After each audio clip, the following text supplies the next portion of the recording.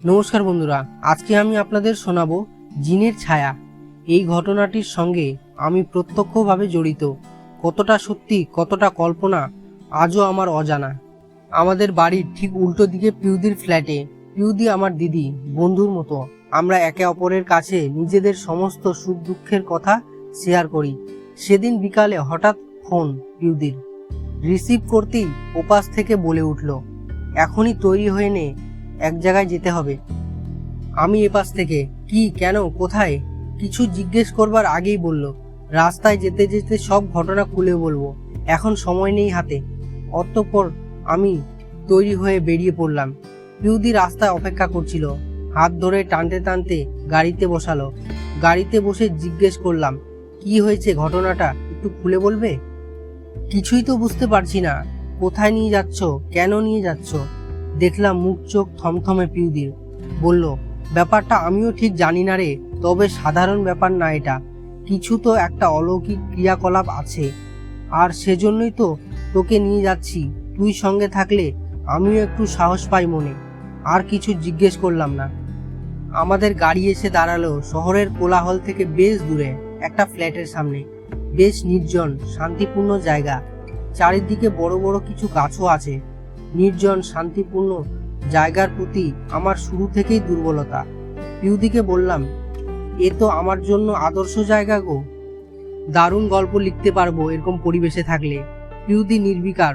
অন্য সময় হলে কত কি বলতো, শুধু বলল উপরে চল, তারপর বুঝবি কতটা শান্তির জায়গা, যেখানে এমনি গল্প না লিখতে পারলেও ভুতুড়ে গল্প নিশ্চয়ই লিখতে পারবি।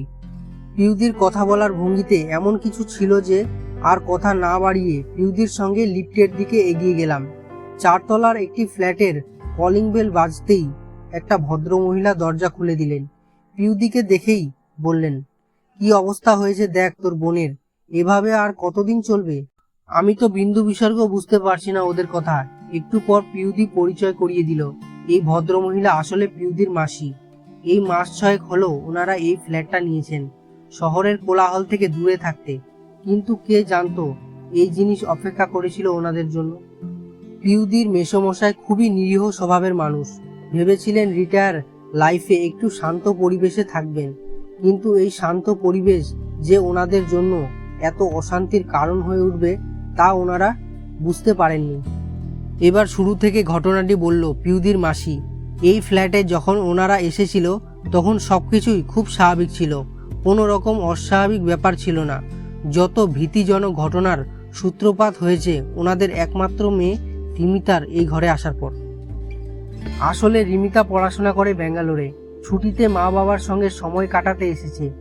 ছুটি শেষ হলে আবার ফিরে যাবে নিজের হোস্টেলে, সেরকমই কথা ছিল। কিন্তু এখানে আসার পর থেকে ওর সঙ্গে যা যা হয়েছে তা বিশ্বাস করতে ওরও একটু অসুবিধা হচ্ছিল। আর সবচেয়ে আশ্চর্যের ব্যাপারটা হলো, রিমিতা নাকি যতবারই ব্যাঙ্গালোরে ফিরে যাবে বলে ঠিক করে ততবারই কোনো না কোনোভাবে ওর যাওয়াটাই বন্ধ হয়ে যায়। আমি আর পিউদি নিষ্পলক চোখে মাসির দিকে তাকিয়ে আছি আর শুনছি। এই ঘটনার প্রথম সূত্রপাত রিমিতা আসবার পরের দিন থেকেই। রাত্রিবেলা রিমিতা নিজের ঘরে শুয়ে ল্যাপটপে কাজ করছিল। হঠাৎই ও নিজের পায়ে কারুর হাতের স্পর্শ অনুভব করে। রিমিতা মনে করে ওর মা এসেছে হয়তো, কিন্তু ওর এই ভুল তখনই ভেঙে গেল যখন ও অনুভব করলো ওই হাতের স্পর্শ ওর সারা শরীরে ঘুরে বেড়াচ্ছে। প্রচণ্ড ভয় পেয়ে ও চিৎকার করে ওঠে। ওর চিৎকারে পাশের ঘর থেকে ওর মা বাবাও দৌড়ে আসে। এসে দেখে রিমিতা ভয়ে থরথর করে কাঁপছে, কোনো কথাই বলতে পারছে না। পরের দিন আবার রাত্রিতে রিমিতা অনুভব করে ওকে কেউ বিছানায় চেপে রেখে দিয়েছে। ও কিছুতেই কোনো মুভমেন্ট করতে পারছে না। ভয়ে ওর গলা দিয়ে আওয়াজ বের হয় না। দরদর করে ঘামতে থাকে ও। এ কিরকম অদ্ভুত ঘটনা ঘটছে ওর সঙ্গে, ও নিজেও বুঝতে পারছে না।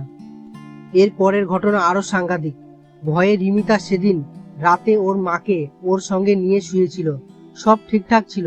রিমিতাও ভাবলো নতুন জায়গায় ওর মনের ভুল ছিল আগের 2 রাতের ঘটনা। মাকে জড়িয়ে ও তাই পরম নিশ্চিন্তে ঘুমিয়ে পড়েছিল। আগের 2 রাত ভালো করে ঘুমাতে পারিনি ভয়েতে। কিন্তু হঠাৎই রিমিতা অনুভব করে কেউ ওকে খাট থেকে নিচে ফেলে জোর করে ওর পুরো শরীর স্পর্শ করছে। রিমিতা তাকিয়ে দেখে খাটের উপর ওর মা শুয়ে আছে আর ও নিচে, অথচ ও তো মায়ের সঙ্গে শুয়েছিল একসাথে। প্রচণ্ড ভয়ে চিৎকার করে ও অজ্ঞান হয়ে যায়, আর ওর মা উঠে দেখে রিমিতা মেঝেতে পড়ে আছে। এইভাবে রোজ চলতে থাকে। রিমিতার উপর প্রতি রাতেই কোনো না কোনো ঘটনা। এত সুন্দর প্রাণবন্ত একটা মেয়ে একদম চুপচাপ হয়ে গিয়েছিল, চোখের তলায় কালি, নিষ্প্রাণ হয়ে গিয়েছিল। ওর মা বাবা ওকে সাইকিয়াট্রিস্টের কাছেও নিয়ে গিয়েছিল, কিন্তু সব মিলিয়ে কিছুই ফল হয়নি। দিনের পর দিন রিমিতা ক্রমশ ডিপ্রেশনে চলে যাচ্ছিল, আর মেয়ের শরীরের এই অবস্থা দেখে ওর বাবা মাও তার মেয়েকে একা ব্যাঙ্গালোরে পাঠাতে পারছিল না। কিন্তু সব মিলিয়ে কিছুই ফল হয়নি। দিনের পর দিন রিমিতা ক্রমশ ডিপ্রেশনে চলে যাচ্ছিল, আর মেয়ের শরীরের এই অবস্থা দেখে ওর বাবা মাও তার মেয়েকে একা ব্যাঙ্গালোরে পাঠাতে পারছিল না। আমি আর পিউদি সমস্ত ঘটনা শুনে হতবাক। এই ধরনের ঘটনা যে ঘটতে পারে তা আমাদের কল্পনারও বাইরে। যাই হোক, আমরা রিমিতার ঘরে গিয়ে দেখি খাটের এক কোণে ও জড়সড়ো হয়ে বসে আছে। দেখেই মনে হচ্ছে ও প্রচণ্ড ভয় পেয়েছে।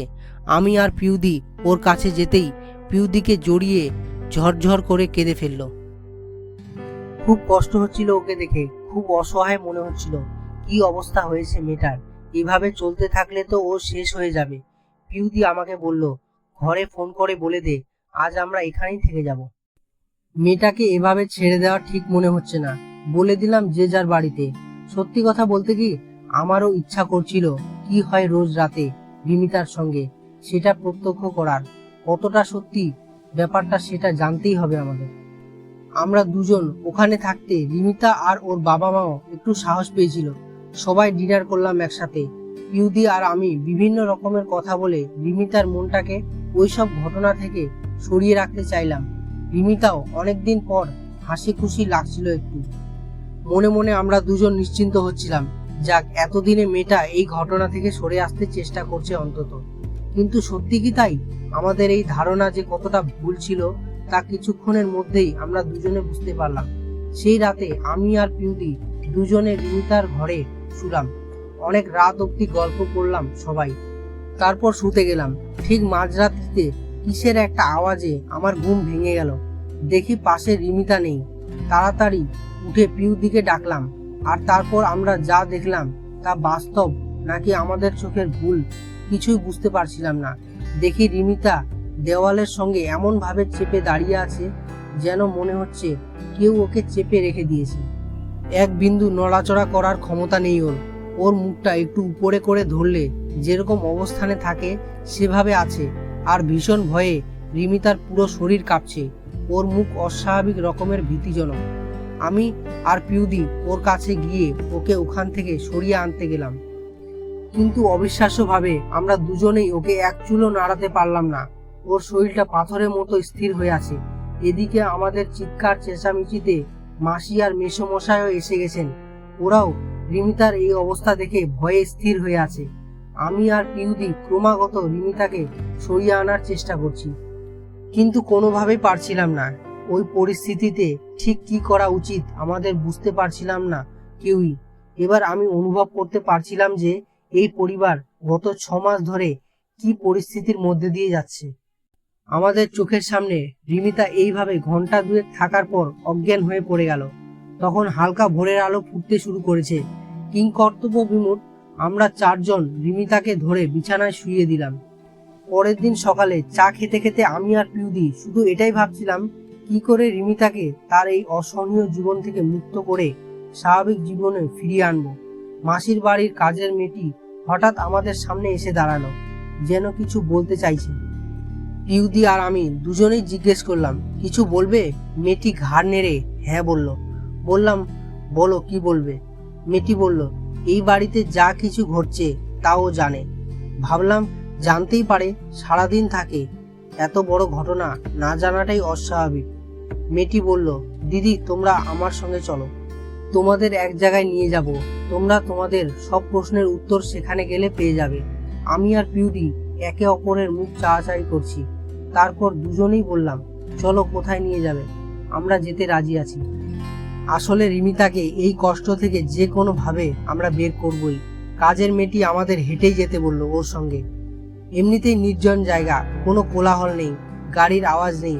আমরা তিনজন হাঁটতে শুরু করলাম। মাসির ফ্ল্যাট থেকে বেশ অনেকটা দূর জায়গাটা। দেখলাম একটা দরগার ভেতর ঢুকছে ও, আমরাও ঢুকলাম দুজনে। ভেতরে ভীষণ শান্ত পরিবেশ। এই দরগা বা মাজার সম্পর্কে শুনেছিলাম আগে, কিন্তু কখনো যাওয়া হয়নি। এই প্রথম ঢুকলাম। ভেতরে সাদা পুরোহিত পীর সাহেব বসে আছেন। আমরা যেতেই ইশারায় বসতে বললেন। আমি আর পিউদি এক পাশে বসলাম। জানতে চাইলেন কেন এসেছি, সবিস্তারে সমস্ত ঘটনা জানালাম। দেখলাম আমাদের সব কথা শুনে রীতিমতো চিন্তিত উনি। বললেন, যত তাড়াতাড়ি পারিস তোর বোনকে নিয়ে চলে যা ওই বাড়ি ছেড়ে, না হলে খুব বিপদে পড়বি সবাই। উনি আরো বললেন, খুব সহজে তোরা যেতে পারবি না তোদের বোনকে নিয়ে, তাও চেষ্টা করে দেখ, যদি ওপরওয়ালা চান তাহলে পেরেও যেতে পারিস। সত্যি বলতে কি, এই সব শুনে আমাদের গায়ে কাঁটা দিয়ে উঠেছিল। কিছু যে জিজ্ঞেস করব সেটাও পারছিলাম না ওনাকে দেখে। অসম্ভব ব্যক্তিত্ব ওনার, একটা এক্সট্রা কথাও জিজ্ঞেস করবার সাহস হচ্ছিল না আমাদের। আমরা দূর থেকে প্রণাম করে উঠতেই যাব, হঠাৎ আমাদের অবাক করে দিয়ে উনি গুরু গম্ভীর কণ্ঠে বললেন, জিনের ছায়া পড়েছে তোর বোনের উপর, সহজে মুক্ত হতে পারবে না, এত সহজে ছাড়বে না তোর বোনকেও। ওই বাড়িতে জিন আছে, ওই খালি জায়গায় কবরস্থান ছিল আগে। বলছেন কি এই পীর সাহেব? আমি আর পিউদি তখন ভয়ে ঠান্ডা হয়ে গেছি। জিন সম্পর্কে অনেক গল্প পড়েছি আগে, কিন্তু তাই বলে এই যুগে? এসব শোনার পর আমাদের আর চলে বাড়িতে আসবার ক্ষমতা ছিল না তখন। কোনো রকমে বাড়িতে পৌঁছেই মাসিকে বললাম আমরা দুজন, এখনই চলো এখান থেকে, যেভাবে আছো সেভাবেই চলো। রিমিতাকে ওর ঘর থেকে এক প্রকার টানতে টানতে বের করে আনলাম। নিচে নেমে সবাই গাড়িতে বসলাম তাড়াতাড়ি। পিউদি গাড়িতে স্টার্ট দিতে যেন আমার ধরে প্রাণ এলো। ভাবলাম এ যাত্রায় আমরা রিমিতাকে বাঁচিয়ে নিলাম, কিন্তু সত্যি কি তাই? 10 মিনিট পরই দেখি গাড়ি আর চলছে না। কি ব্যাপার কিছুই বোঝা যাচ্ছে না। আমি আর পিউদি সামনে বসেছিলাম। আমি নিচু স্বরে পিউদিকে বললাম, মনে হচ্ছে পীর সাহেব ঠিকই বলেছিলেন, এত সহজে আমরা যেতে পারবো না। পিউদি আর আমি অন্য কিছু ভাবছিলাম তখন। দরকার হলে সারা রাত এই গাড়িতেই কাটিয়ে দেব, কিন্তু ওই ভুতুরে বাড়িতে এই মেয়েটাকে নিয়ে কিছুতেই ফিরবো না আমরা আর। কি করব ভাবছি দুজনে। হঠাৎই আমার মাথায় এলো, একটা ফোন করলে কেমন হয়। ভাবা মাত্র আমি ফোন করলাম অনিরুদ্ধ দা, মানে পিউদির হাজবেন্ডকে। ফোন করে লোকেশন জানিয়ে বললাম এখনই যেন চলে আসে, আমরা গাড়িতেই আছি। 20 মিনিটের মধ্যে অনিরুদ্ধ দা হাজির গাড়ি নিয়ে। কোনো কথা না বলে রিমিতাকে উঠিয়ে আমরা উঠলাম তাড়াতাড়ি। পিউদির বাড়ির সামনে যখন গাড়ি এসে দাঁড়ালো, আমার মনে হচ্ছিল যেন আমি এতক্ষণ অন্য কোনো জগতে ছিলাম। সবাইকে নিয়ে পিউদির ফ্ল্যাটে গেলাম। কিছুক্ষণ পর বাড়ি। সে রাতে কিন্তু রিমিতার সঙ্গে কোনো রকম ঘটনা ঘটেনি। পরের দিনের ভোরের আলো রিমিতার জীবনেও নতুন আলোর সন্ধান এনে দিয়েছিল। অন্তত ওর মুখের হাসি দেখে আমাদের তাই মনে হয়েছিল।